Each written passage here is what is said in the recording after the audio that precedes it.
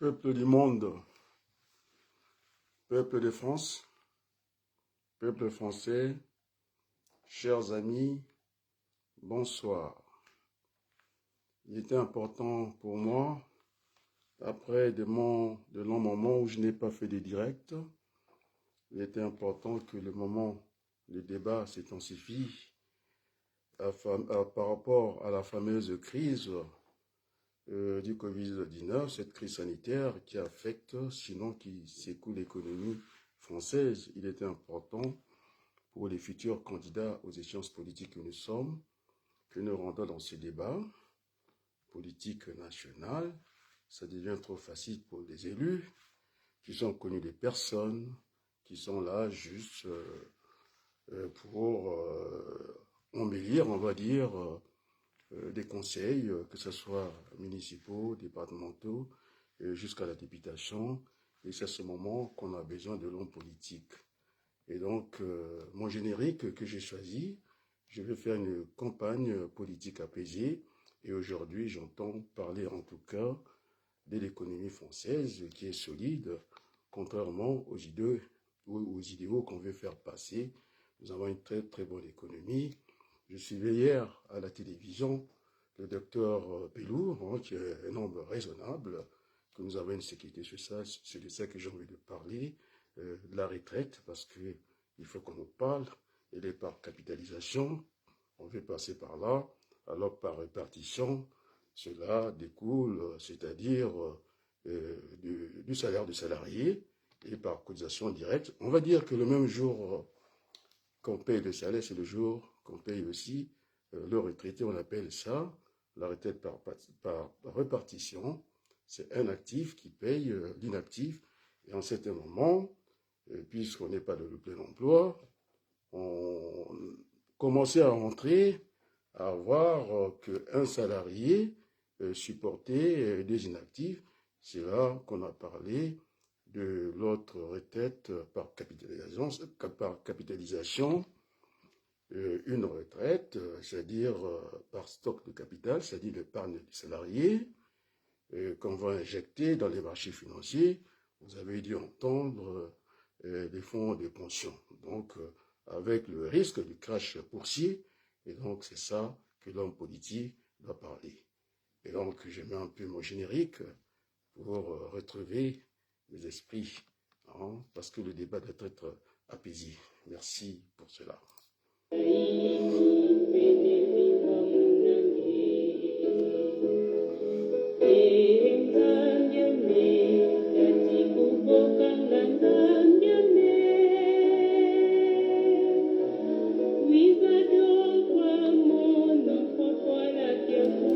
C'est-à-dire que cette chanson me conduit, sinon m'amène à l'humilité que l'homme politique doit avoir. Et donc, la musique, c'est d'abord le son. D'ailleurs, la musique n'a pas de frontières. On m'a vu, de temps en temps, mettre la musique d'Abba, de Nana Mouskouri, parce que je suis quelqu'un de très apaisé. Et au quotidien, nous n'avons que la contradiction des uns des autres. Et donc, qui suis-je, le peu de temps qu'il nous reste sur cette terre des hommes? Nous devons penser au bien. Donc, les débats stériles n'apportent rien. Il faut qu'on parle de cette pandémie, cette crise sanitaire qui vient secouer l'économie de France, l'économie française, on va dire.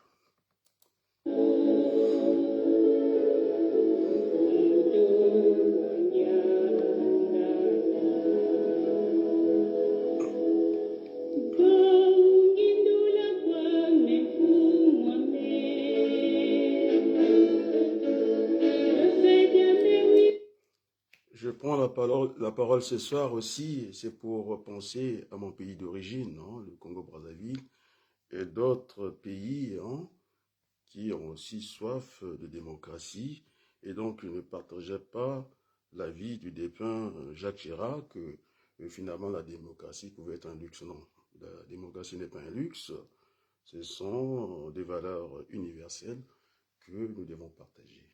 Donc quand je vois cette mer, l'océan, qui devient, c'est-à-dire c'est une frontière commune entre l'Europe et l'Afrique, voir ces individus mourir d'une manière tragique parce que nous n'avons pas su rentrer dans cette économie de demain, ce qu'on appelle la transition écologique.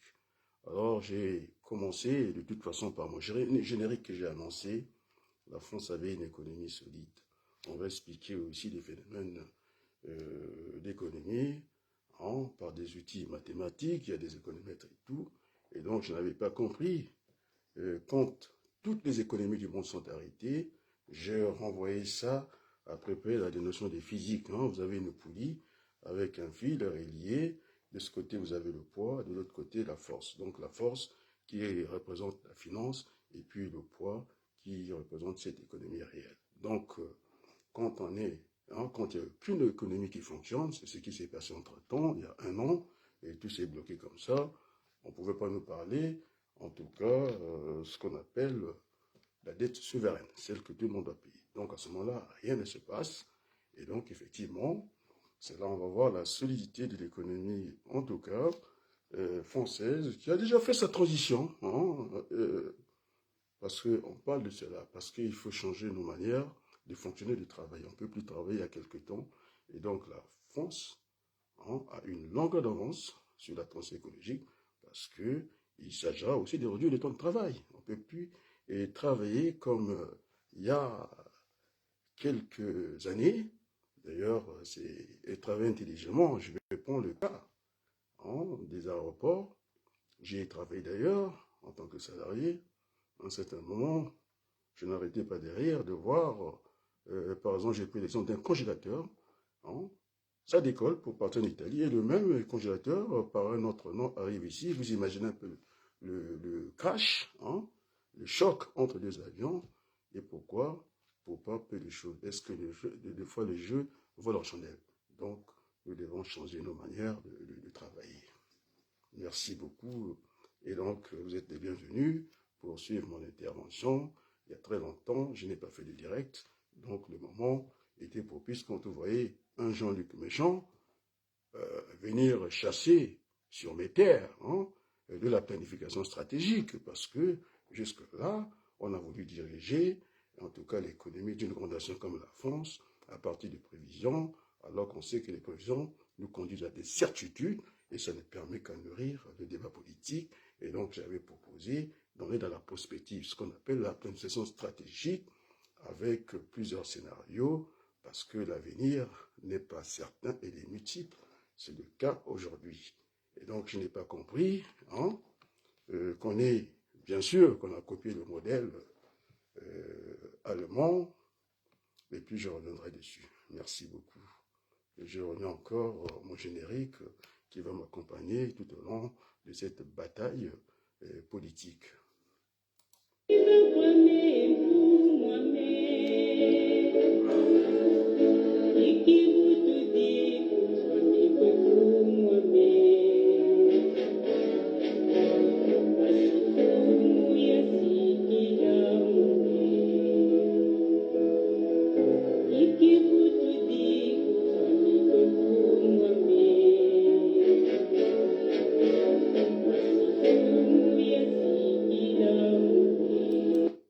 Donc, les concepts d'économie, on ne peut pas les manier comme ça. Et il faut reconnaître que nous avons une économie solide parce que j'avais parlé du revenu par le capital, c'est-à-dire des hommes d'affaires. Et donc, comment l'État rentre dans le jeu politique et un agent économique, c'est par les impôts. Donc, lorsque on prend ce que j'appelle la politique fiscale, vous avez la TVA, que vous venez diviser sur la richesse du pays, le produit intérieur brut, ça c'est la partie fiscale. Et donc l'économie française avançant avec deux pieds, et l'autre partie, ce que je venais de dire, les retraites et tout ça, les cotisations sociales, sur le produit intérieur de notre pays. Et donc quand vous additionnez ça, le côté parafiscal des choses, plus la fiscalité, ce qu'on appelle les prélèvements obligatoires, on a dit que c'était l'argent cher, ça pouvait chasser le marché financier et monétaire. En tout cas, en temps de paix, on a vu que effectivement, on pouvait injecter de l'argent, mais pas jusqu'à l'infini.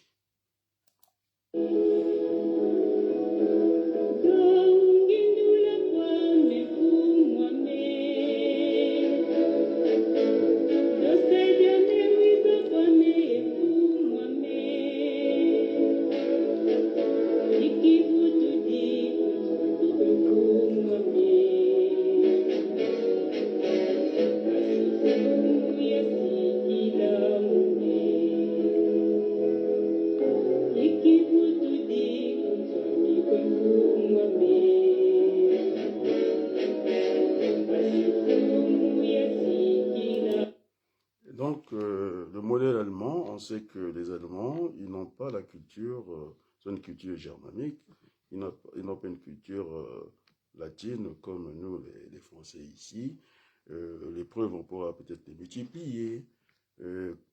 S'agissant, par exemple, de la route, il n'y a pas de limitation des vitesses en Allemagne, ils ont leur discipline, ils savent travailler, mais nous, en France, de temps en temps, il faut, en tout cas, contrôler la vitesse, et donc, c'est pas, on n'est pas dans la même culture. Et donc, copier comme ça le modèle allemand, où on a injecté l'argent, on veut injecter l'argent jusqu'à l'infini, je pense que ce n'est pas tenable. Ils savent se ressaisir, mais en France, nous avons en tout cas cette solidité de l'économie qui est expliquée par le docteur Pédou, que j'ai beaucoup apprécié, que nous avons une sécurité sociale et que dans d'autres pays, pour arriver à cette fameuse campagne de vaccination, ça génère à sortir de l'argent. Et d'ailleurs, c'est là on voit que finalement, nous n'avons pas à nous plaindre. Nous avons une longueur d'avance. On avait réduit, en tout cas, la densité du travail, ce que j'appelle la réduction du temps de travail. Ça n'a pas envoyé l'économie française à la dernière place. Et donc, nous sommes là et que c'est à la France d'indiquer, en tout cas, le chemin de la transition, hein, pour que qu'on pense au problème de climat. Moi, je parlais des avions. Vous savez, le nombre, je ne sais pas, de monoxyde ou de dioxyde qui délivre dans le ciel pour peu de choses. Et donc, nous avons à changer notre façon de faire.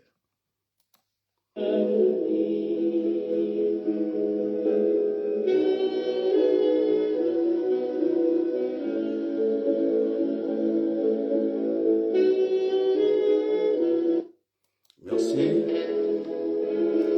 On va marquer une petite pause pour attendre d'autres personnes qui viennent nous accompagner dans ce débat, en tout cas politique, que j'entends animer en tant que futur acteur politique qui entend siéger dans les instances de la République, hein, simplement. Donc, à très bientôt, dans un court instant.